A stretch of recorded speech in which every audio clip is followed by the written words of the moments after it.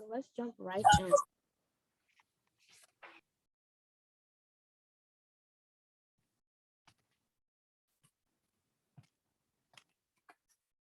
Okay, so we'll jump into the look ahead. So because we really want you all to be involved in the process and we want you to be aware and informed of what's happening with the development project, where we are along the journey, and what are some touch points where you can gain information, ask questions, and really interface with us on a more intimate level, just talking to the different members of the development team, etc.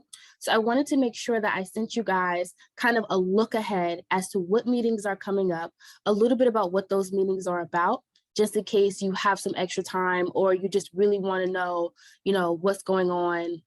You'll know when they're coming up. So you can kind of maybe move things around in your schedule if you need to, or just be aware.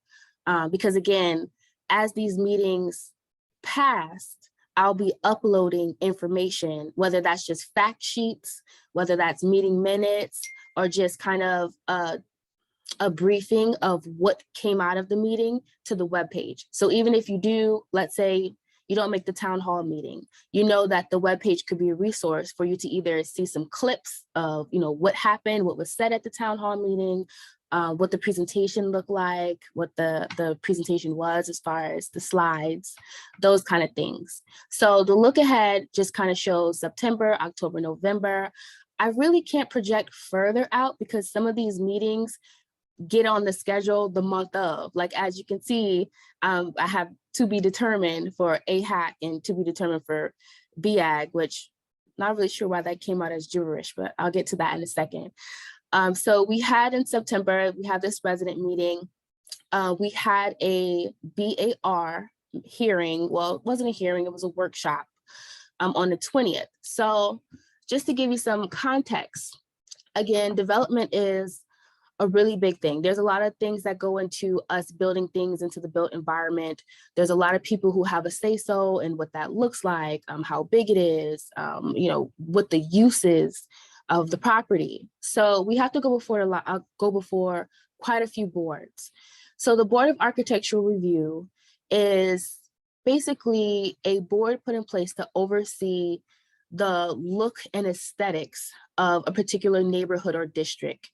And what happens is we have to give a presentation on what size the buildings are going to be, how big the massing is going to be, and then what it actually starts to look like in appearance.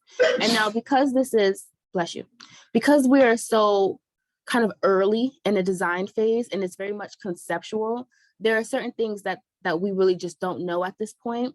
But the first step of any development project is entitlement. And entitlement, while it is conceptual, it's us presenting the uses of the land, like I said, the look of it, the massing, the height, and then those things have to be reviewed. And so with the BAR, they produce a certificate of appropriateness. So that's their endorsement of the project to say that this is appropriate for the area in which it's going to be constructed in. So because Samuel Madden is in the Parker Gray district, which is a historic district, they have to look at what the building is going to look at. Is it going to fit in? Is it going to stand out? Is it the appropriate height? Is it the appropriate size? So we had a meeting with them on the 20th. They had some feedback for us on the design. Some of the feedback we had received from them prior, we had actually already implemented. So I'll get into a little bit of that when we get into the design update. But overall, the BAR is kind of like that teacher that's never going to give you the A+. They're always going to find something where they feel you can improve on, which is not a bad thing. So they gave us some comments on basically the look of the buildings and some things that we could accomplish a little better in the design of the facades. And, it was interesting, and there's certainly things that we're going to incorporate. So that's behind us for the workshop. We do have to go back before them after we go before council, which will be in February. So here we are with this resident meeting. October is a very important month. That's when we start relocation kickoff for engagement, not to move you guys.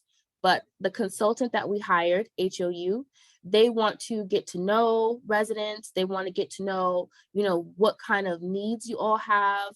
What are your preferences as far as whether you want to stay close by, whether you're interested in possibly looking into other neighborhoods.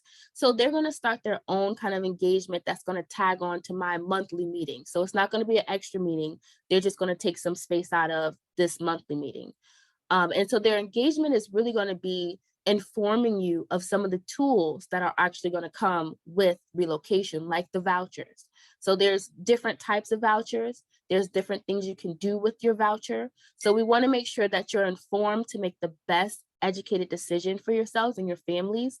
So that's what they're going to start off with, just kind of give you the information, let you know how the process is going to flow from here, answering any questions you might have about vouchers, any questions you might have about the relocation process or services, because they are going to be providing case management. So that means once you're relocated, you don't lose contact with us. We're still going to have someone that's contacting you, making sure everything is okay wherever you're temporarily located to, and then kind of transitioning you back once the property is constructed. So October's meeting is going to be very important for that. That's their intro meeting. We have AHAC. AHAC is more about affordable housing. They're more of a funding source. Because we are a housing authority, we don't have that many funding sources. We get a certain amount of money from HUD. Sometimes that's not always enough. So we have to look into going before other boards to get some supplemental income for renovations and redevelopment projects and things like that. That's what AHAC is. We're having a town hall in October on the 24th. So we have these meetings, right, with residents, because at the end of the day, you guys live there currently. You guys are going to be coming back. It's your neighborhood. And sometimes when we mix the meetings with residents and the general public, some general public members can be a little loud, they can try to take over the meeting. So I really wanted to keep them separate to give you guys that comfort to be able to express yourself, and then to kind of block out some of the static and noise that some of our neighboring associations and others, may bring to a meeting. But we do want you to attend the town hall as resident representation, because we do have some members of the community that are outside of Madden that have strong opinions on what should go there, what shouldn't go there. And we want to make sure that we hear them, of course, because this impacts their lives too, but that we hear you and that you're represented in these meetings to be able to say, well, we don't want a doggy park in the middle of our courtyard, or just whatever. Not saying that that's what they would propose, but things like that. So we do want you guys to attend, if you can, the town hall. Then we have the BAG. So the Braddock Implementation Advisory Group. Again, there's a lot of checks and balances as it relates to development. So whenever the city decides that they want to revitalize a neighborhood, or they may want to explore a different use of a neighborhood. Like if you ever notice, you can drive by an area and it's only houses. There's no shopping centers. No shopping centers, it's just housing. That's how they plan the city to be. They have master plans where they say, this whole area we want to designate to residential, or this whole area we want mixed use. So we might want retail and residential. So when they come up with these plans and they say, this is the master plan for this neighborhood or this area, they sometimes put an advisory group over that plan to make sure that any development, any new development, any existing redevelopment aligns with what the city visions for that area. So that's what the BAG is. They were put in place to ensure that once the city created the Braddock East Master Plan or Small Area Plan, that the recommendations in that plan are actually implemented within any new construction, any new development that takes shape in that area. So we have to present to them, and that is going to be on the 17th. So I will update this look ahead. Oh, no problem. I'll update this look ahead with the dates for AHAC and the BAG, just in case you want to attend and edit this gibberish. I don't know what happened there, but again, BAG, and then in November is a continuation of the relocation meeting. So again, HOU is going to be there. They're going to again talk about vouchers, talk about the cost of vouchers, talk about there's a lot of services that you'll have but will not pay for. So that's very important for you to know. So you're going to have to disconnect and reconnect utilities. They're providing package material. We're having professional movers. So there's just a lot of services, deposits, for the new place. So they're going to talk about all of that because you're going to have it, but the development team is going to pay for it. So just talking and discussing through how we're going to deal with that, giving you all of that information. So again, October, November, possibly December, they're going to be out to kind of give you that information and get that relocation process started. Okay, so project resources. So again, I know that when we have these meetings, everyone can't attend the meetings. And even if everyone could attend the meetings, you may not remember what I said. You may not, have taken notes or anything like that. And I feel like that's a lot to ask anyway. So I wanted to create a resource in the form of a website that you guys could go to find out the latest and greatest on the redevelopment project. So I do have right here at this kind of under where it says project website, this is the link to our specific Samuel Madden project page. And there's a couple of things that I wanted to make sure was here. So we have project videos, excuse that typo. The project videos will be, for example, this recording could be there next month or at the end of this month. I'm going to do little question and answer interviews like with HOU, our relocation consultant. So I might have a list of questions that you all submit to me or ask me, and I might ask them, elaborate on the process of this, and I might upload it as a video. So those are the kind of things that you'll see in the video kind of area or portion. Then there's a timeline. So this timeline just details every month, all of the meetings that we attend, submissions that we have to put in, just anything you could possibly want to know about the project, different boards that we have to go before. Again, just to keep you guys updated, right? Project documents. So once I revise that look ahead and add in those dates, you'll find that look ahead here on under project documents as a PDF. So, again, recognizing that some of these meetings I can't project out to because we're still kind of trying to coordinate with everyone. So I wanted to have an area where I could upload any important documentation where you guys can go and, look at it, download it, print it, whatever the case may be. So that's kind of where this project document portion of the website, those are the things that are going to kind of live there. And then at the bottom here, we have a suggestion box. So if there's anything that you feel, we can do better, whether that's I'm talking too fast during the presentations, or I'm not spending enough time on a particular subject that, that is important, you can put it in the suggestion box. This comes directly to the ARHA community engagement website, email. So I read everything that goes into here. And I'm always open for suggestions. We always want to know how we can make this process better. Okay, moving on. All right, project schedule. So this is a very long process when it comes to redeveloping a site, even more so for a site as special as Samuel Madden. And by special, I mean of historic significance. We'll get into that a little bit later. So I wanted to provide a timeline and a rough calendar of when these different phases are going to start and finish. Some of the details of, what kind of activities are included within those phases, and just giving you a bigger picture of the project from kind of what we call cradle to grave, which is the very, very beginning to the very, very end. So here I'm showing a timeline right under where it says project schedule. Right now we're in September. So you can see that there's a lot of overlap within these different phases of the project. We're in entitlement phase, which I'll talk about, what that actually is, but then we're also in the design phase as well. And some of these things are going to run parallel to each other. So I kind of wanted to show you guys what that looked like, a visual of it, because some of these meetings, like next month's meeting, I might open up and talk about something that happened with the project or a change of the project. And then I might hand it off to HOU and they may continue with relocation information. And then there's going to be some meetings where I might take the first 15 minutes, HOU might take the second 15 minutes, and then the development team or one of our design consultants might come in and talk about something else.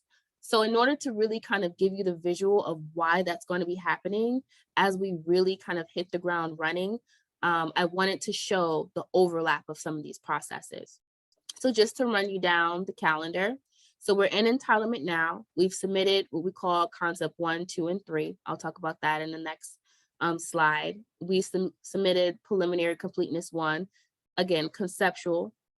From there, we go on to design. From there, relocation. So looking at relocation, it is going to start in October. But as you can see, it takes you all the way from October of this year into the summer of next year. And that's because the process is very long and there's different phases under relocation. So you'll see here, and I'll get a little bit more into this, you'll see the community engagement is going to start. That's HOU coming out, giving you guys the educational information about the vouchers and so on, your options, all of that. Then they're going to go into one-on-ones. So they're literally going to sit down with each household. Where do your kids go to school? Do you have doctors in this area? Anything pertinent for us to understand, for us to be able to say, okay, well, this may be a realistic option for you for temporary housing, or this may not be a realistic option for temporary housing. So I'll get into that a little bit more further down too.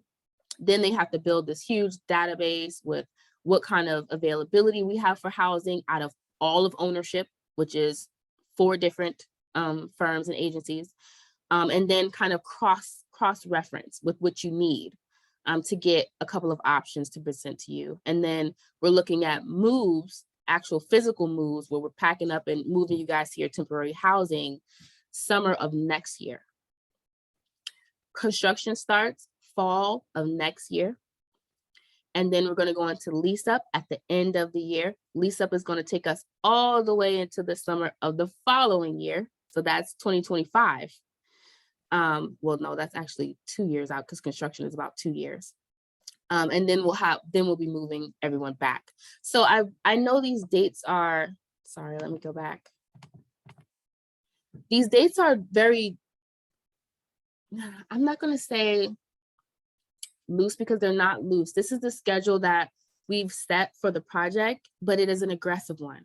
And the reason why we call it aggressive is because we do have to go through so many hoops when it comes to presenting this project, seeking approval for this project, and even going into, like I said, the specialness of Samuel Madden, which is a 106 process, which is historic.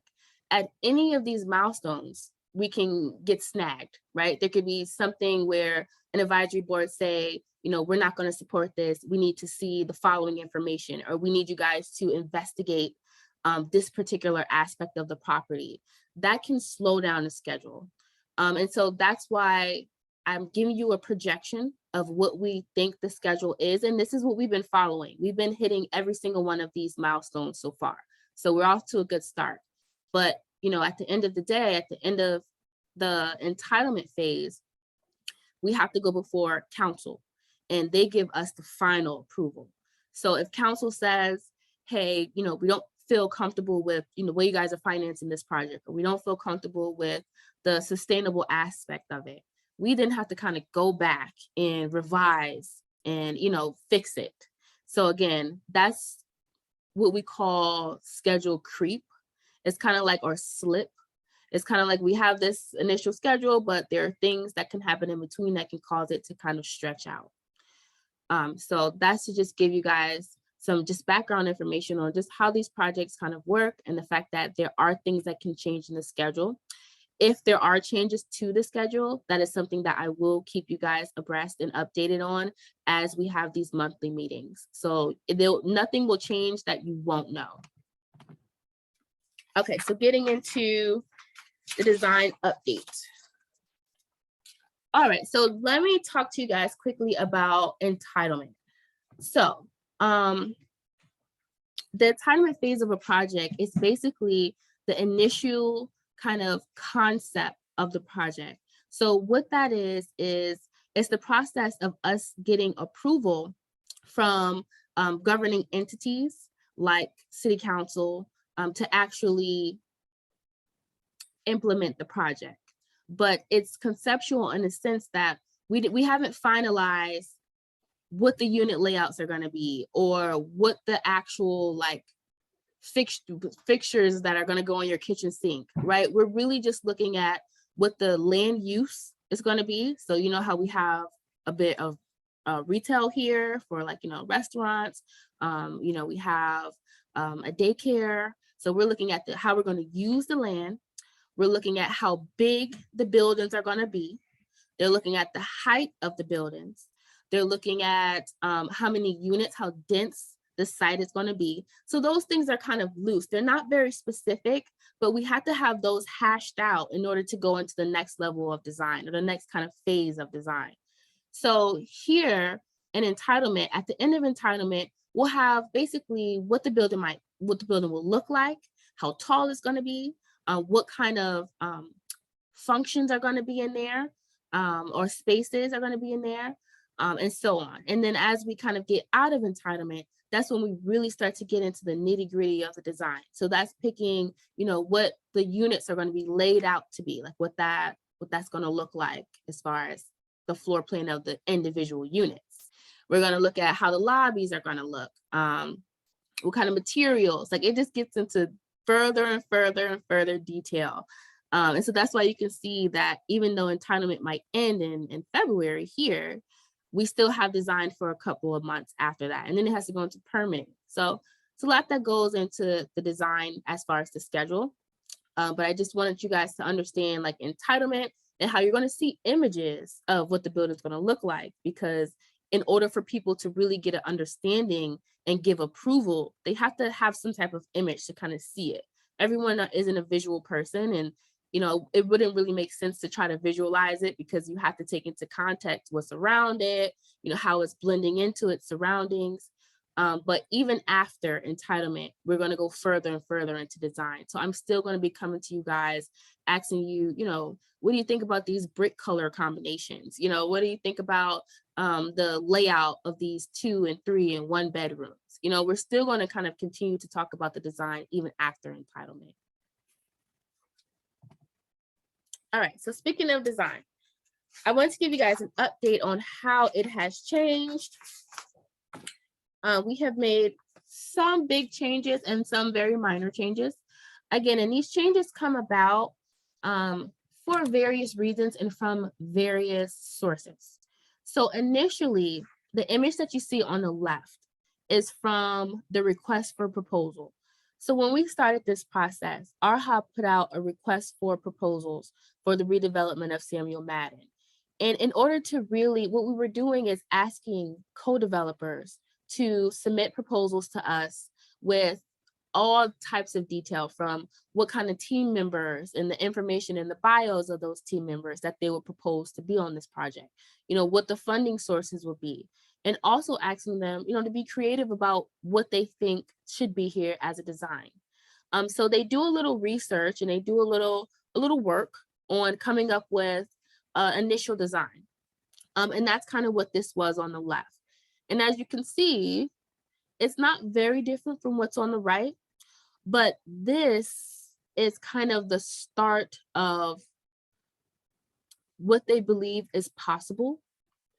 And as you kind of develop the design, you start to actually make it real. So like, for example, one of the biggest changes that we made so far is this northern tip. So the small area plan said that they wanted a park here, right? Like, and that sounds nice. Like, oh, that would be nice because you're coming, you know, you're coming down, is that the road to those 2 roads, and it's like, oh, it'd be nice to see a park there. But then as we kind of we got a little deeper into discussions, we realized that those two streets are very fast, high traffic streets. What if kid is playing soccer and a ball rolls into the street? It became not practical to put a park there. And those are the kind of things that start to happen as you have discussions with people, as you start to get feedback, as they came out and actually visited the site and noticed how fast the traffic is at that northern tip. It's like, okay, well, a park now doesn't really make sense. So those are the kind of things that have changed in the progression of the design. So we went from having a park at this northern tip to having more of a plaza. And what that means is it's going to be seating there. There's going to be some tables, like some chess tables or checker tables for people to sit at and play.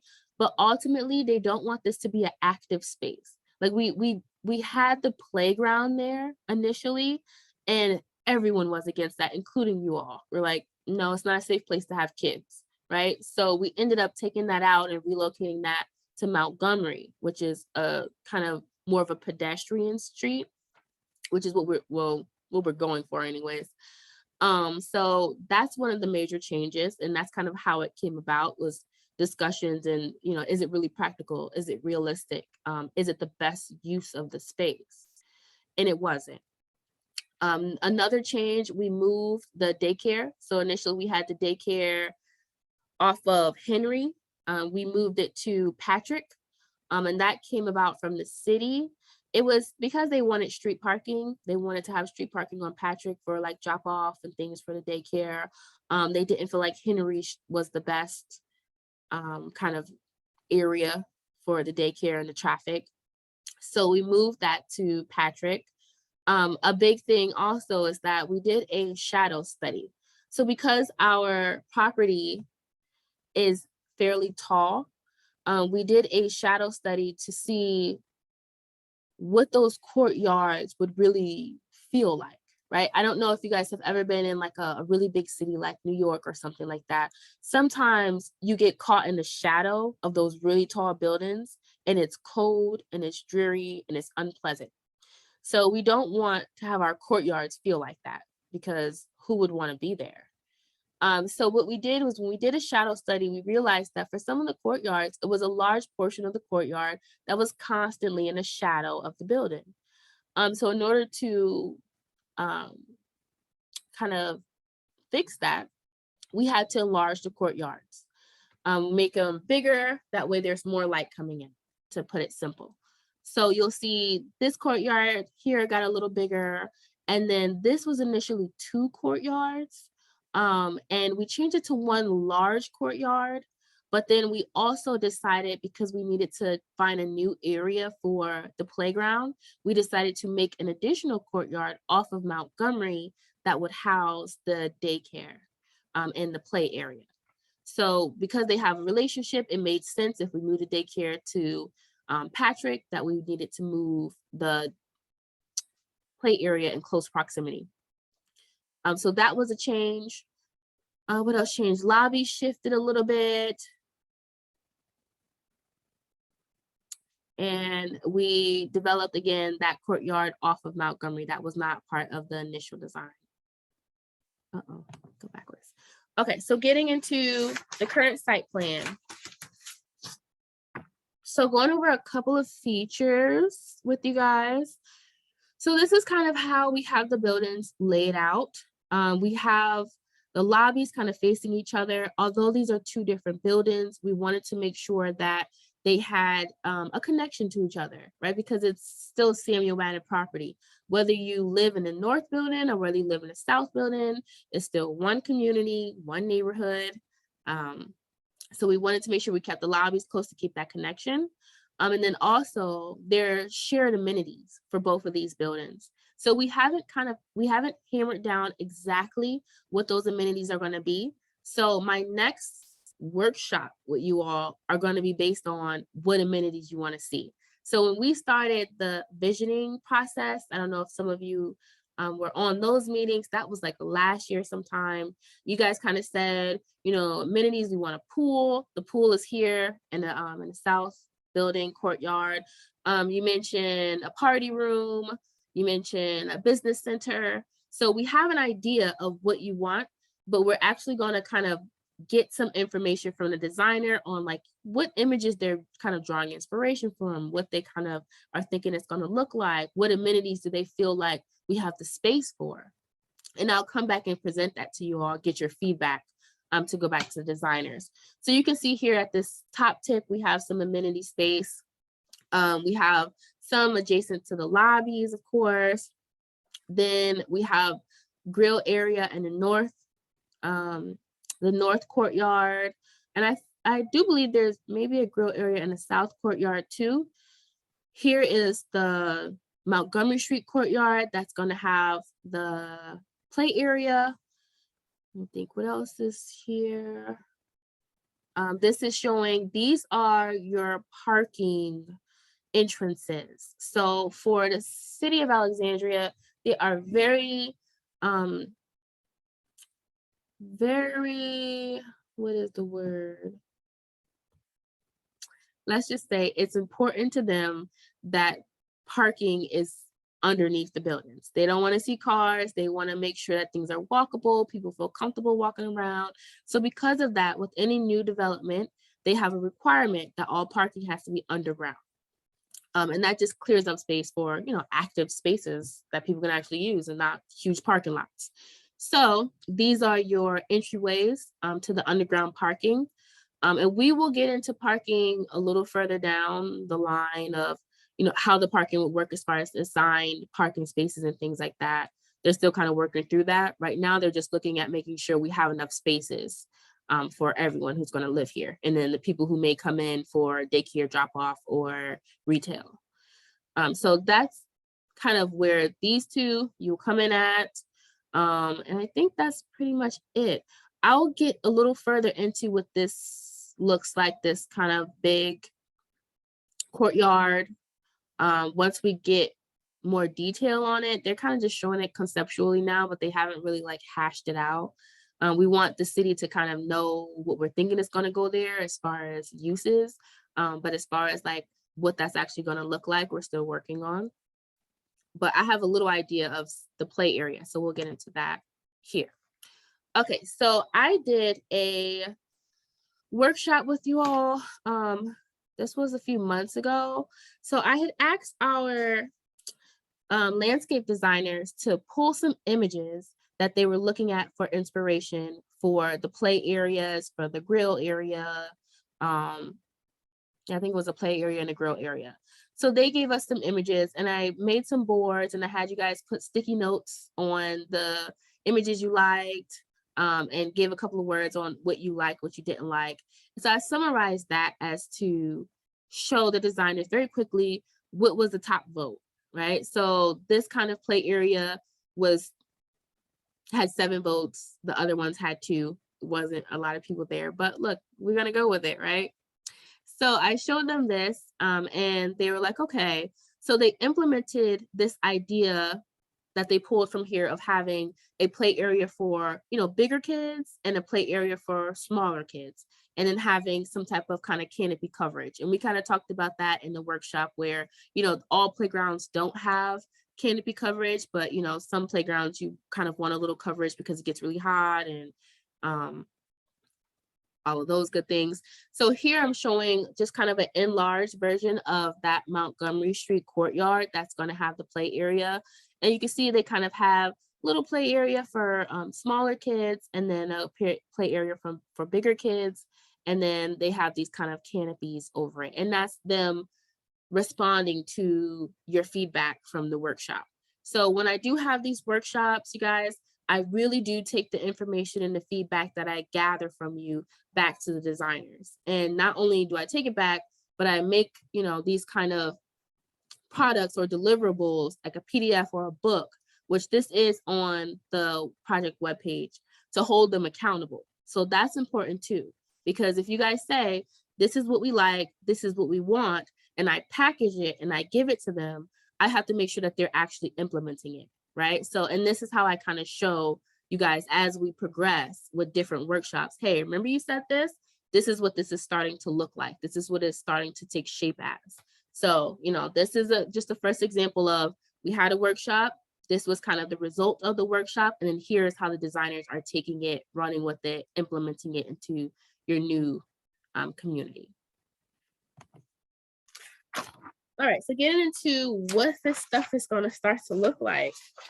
So again, this design right now is still conceptual. So conceptual really means that it's in flux, it's changing. You know, it's changing with every kind of meeting that we have, with comments and submission feedback that we get, because again, we have to submit concept 1, we have to submit concept 2 and 3. Every time we submit a concept or a preliminary submission, we get feedback from the city. And then we have to respond to that feedback in the design for the next submission. So this is just kind of showing what we've got gathered so far, and then what it's starting to take shape as. So up here at the top, it's just an aerial view of looking, it's like a bird eye view. If you were a bird flying over, you know, this newly developed property, this is kind of how the buildings would take shape. And then from there, we're going into what the massing is and how to break it up. So one of the things with having a building that's this large is that we don't want it to feel institutional. So if you've ever like drove by a prison or drove by sometimes a school, you know, it's very heavy, it's very big. It just has these punched openings and the whole span of the building is all masonry or all gray. No one wants that in their neighborhood. It's not pleasant to look at. It's not pleasant to live in. So in order to address that, when we have a building that's this large, we have to break it up so that it feels like smaller buildings, right? And the way we do that is by we change the exterior of the building so that the face of it changes as you drive down whatever street it is. So if you'll see here, it has this kind of triangular tip, kind of looks like a slice of pie, and they have an A by it. So that's the first kind of style that the building is going to have. Then you have B and E. So as we kind of progress, the building changes, the face of the building changes. And that's kind of just to summarize kind of what these different images are. We want it to look like it's not the same building. So colors change, window change, heights change, all of that. So just to run you through, A is this kind of first tip. This is the gateway piece. This is actually changing because some of the comments that we received back from the city or from the BAR staff was that it wasn't impressive enough. They wanted a grander feel to this initial approach to the property because they feel like this is a gateway. And we talked about that plenty of times. They want, you know, something that's welcoming. They want something that's going to stand out. And so they didn't feel like this first A image quite did it. They felt like, you know, this could be anywhere. You know, they had, you know, a couple of comments about that. So I know the designers had kind of went back to the drawing board. Now they didn't scrap it. They're just trying to make tweaks to it to kind of accommodate what they heard. And, you know, I think it's an attractive building, but there's always room for improvement. So I'm not against them taking another stab at it. And when we have another image to show, I'll definitely show you guys to keep you up with how it's progressing. Okay, so B here, this is as you drive down, this is Henry. Right, so that's it. As you drive down Henry Street, this is kind of what the building starts to look like. So again, we're changing up the faces so that it doesn't feel as massive and it's not boring or it doesn't feel institutional. Then we have this one at the bottom. I think this is that coming down Montgomery. So this is kind of showing those two lobbies and how those lobbies share a connection. And then this last one is kind of peeking into this U-shaped building here. This is kind of showing this D facade, this corner piece. Okay, and then we have F. So we have E first. So E is this long span here, continuing down Henry. We wanted to do something special here to break up the colors and create an entry point to an amenity that's going to be here. Again, that's just trying to make different interesting points around the building because these are big buildings and they're very tall. So we want them to be interesting.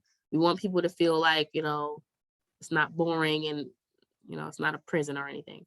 And then F is coming around this corner. This is Madison. And this is also across the street from the smaller, I think, historic townhouses that you guys have there. Oh, well, I think that are there. They're privately owned. Then we have you coming around to the other side. And then this is along First Street, which you see coming down First Street. Okay, and I think that is the last slide. Perfect. So lastly, I wanted to talk about relocation and some next steps. Where are we on timing? All right. So I got a couple of questions about relocation that I wanted to just run through really quickly. I will put together a formal question and answer. I'll make sure that it gets distributed to you guys within the meeting materials, like kind of how I sent out, this presentation. And then it'll be posted to the website as well. So just to kind of run down some of the questions that I've received thus far. The first question is, when are we going to be relocated? So physical moves, that's when we're going to come, pack you up, and move you to your temporary spot. That's going to begin summer of 2023. So that's next summer. That's when you guys are going to be physically moving. I'm not going to say, I think in the schedule I said May, but again, that can shift a little bit. So it could be the end of the summer. But right now we're targeting summer 2023.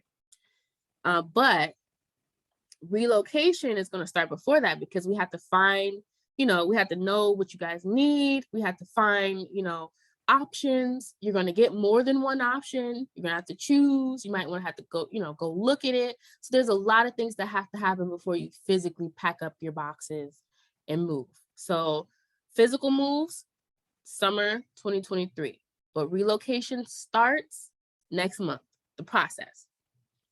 How much time do we have? Okay, so you guys have approximately a full year, given that we're just kind of entering fall. The first day of fall was last week.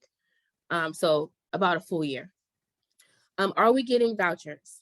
Yes, you will get vouchers if you choose to get a voucher. So what we are currently doing, we are looking at what our housing stock is. So we're looking at what properties we may have availability in during the time of summer 2023.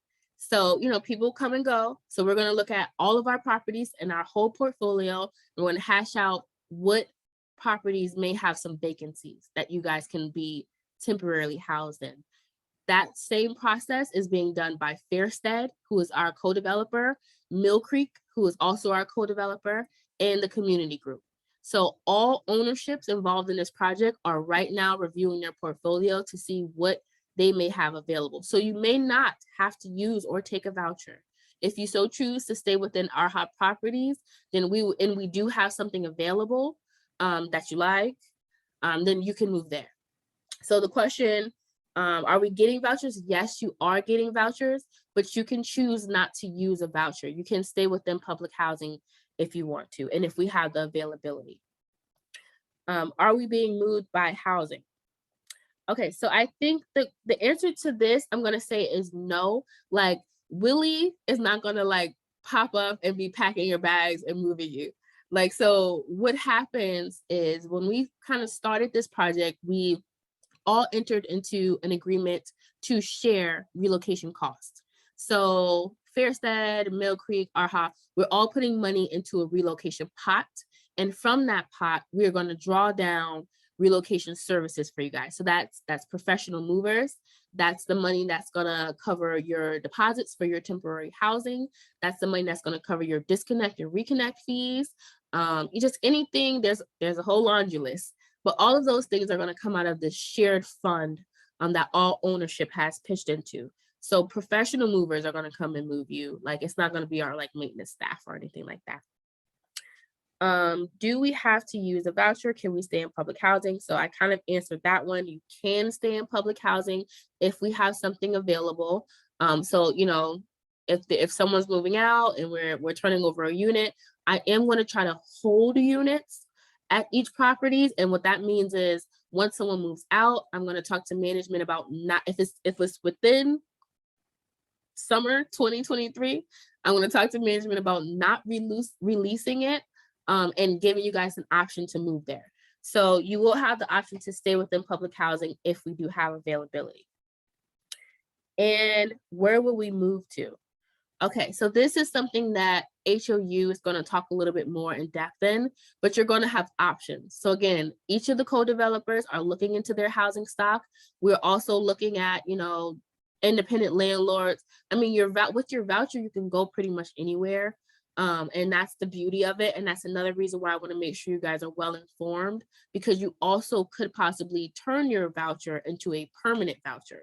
So let's say, you've always wanted to live in the same community as your mom or your aunt or somewhere like that, and you're able to find a unit and use your voucher. We could work on taking that temporary voucher and turn it into a permanent voucher where you can stay there if you so choose. Everyone has the right to return, but like I said, you want to make it work for you. Like if you find something where you always wanted to live and in the neighborhood you always wanted to, better school system for your kids, I don't know. But if you find something and you do not choose to return, you will have that option as well. And that's why it's important for you guys to get all the information from HOU. All right, that summarizes some of the questions. There are some more questions that I'm getting some input back on. Again, I'll upload that final Q&A and keep the questions going. If you want to put questions in the suggestion box that you get from your neighbors, or tell them to put their questions in there, I can always just keep adding them and adding them and adding them and sending them out, so you guys kind of have your answer, have a formal answer at that. So lastly, next steps. Whew, a lot of talking. All right, so one really, really big thing I wanted to discuss with you guys is the 106 process. So again, I kind of said, that Madden is special, right? This is a special property. And the reason why I keep using the word special is because it is historic. And not only is it historic, but it has significance to African-American culture. So we're now starting, we started already what we call a 106 process. Whenever buildings or properties are put on the historic reserve, which is a national registry, there's 3 reasons they can be there. They're either there because a historic figure lived there, they're either there because they're of a specific era, or they're there because they're a certain architectural style. So Samuel Madden Properties is post-war housing. That is a significant era. So it was on the historic registry. So what that means is that in order to demolish it, we have to go through a long process of documenting the historic significance of the property. And so some of the things that we discovered within documenting it is that there is a possibility that there could have been a Civil War camp on this property. And what that means is that they need to do some investigating. Back in the day, I wasn't born then, but things were a lot different as it relates to how things were disposed of on other properties similar to this one. They found, kind of like old artifacts, not like ancient artifacts, but things that were historic. And sometimes, those things get transferred into museums or whatever, or they're too deteriorated to do anything with. But either way, they do have to investigate. So I received a report that I'm currently reviewing from the 106 process, and we are being a part of this process is that we need an archaeologist to come out to the property and do some investigating. And what that means is that they're going to be doing some digging, right? Because what they're looking for is human remains. They're looking for anything that could have been buried that is of historic significance. Again, we don't know whether or not there was a civil rights camp here, war camp. But again, if there was, then there may be some old weapons. There could be anything that they can find there that was buried, right? Because that's how people disposed of things or hid things. So there is going to be an archaeologist team coming out to the property and doing some digging, but we have not gotten that far yet.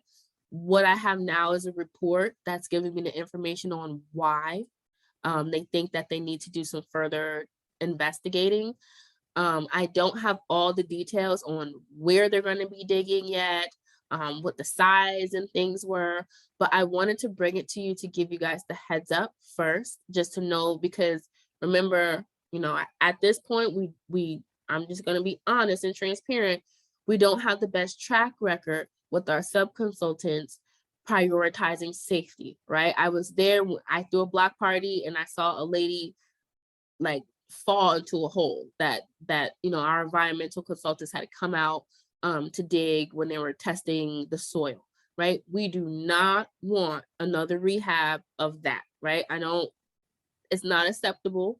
And I know that at the end of the day, a hole is one thing, a trench is another. And that's far bigger than a hole. And I know we have children there and everything else. So I want to give you guys the heads up that this is coming down the pipeline. I will have more information about it in the October meeting, because we have to sit down with the archaeology team. So we have to sit down with them, ask them, where exactly are you suspecting that you may need to dig? What is that going to look like? How deep is it? How wide is it going to be? What are the safety precautions you're going to take? Are you going to board it up? Are you going to, cone it off? Like, we need to know all the details, and we haven't gotten there yet. I'm thinking that this meeting with archaeologists is probably going to happen mid to end of October. So I will have more details, and I'll come back to you guys to ask you, do you feel like this is enough, to keep your family safe, to keep your children safe, whatever the safety precautions are that they're proposing. And of course, I'll give my feedback if it's something that's completely outlandish, which I don't think it's going to be. But again, giving the heads up that that's coming down the pipeline, and it can also impact this project in a negative way. I've been on a project where they have found human remains, and we had to stop the whole project for archaeologists to remove them, figure out where they were supposed to go, if there was anything else. So again, that's one of those major things that can happen that can kind of halt the project. Now, it'll pick up, but you find something big, everything stops. So it's another reason why I wanted to make sure you guys are informed that that's coming down the pipeline. And that concludes my meeting for today. Do you guys have any questions? I'm opening up. You may be muted, so if you do have a question, unmute yourself first and ask away.